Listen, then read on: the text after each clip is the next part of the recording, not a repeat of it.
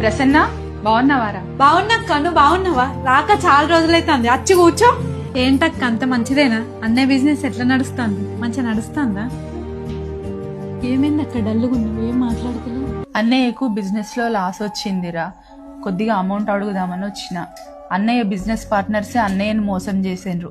అన్నయ్య ఖాళీగా ఇంట్లోనే ఉండేసరికి మా ఇద్దరి మధ్యలో కూడా గొడవలు వస్తున్నాయిరా.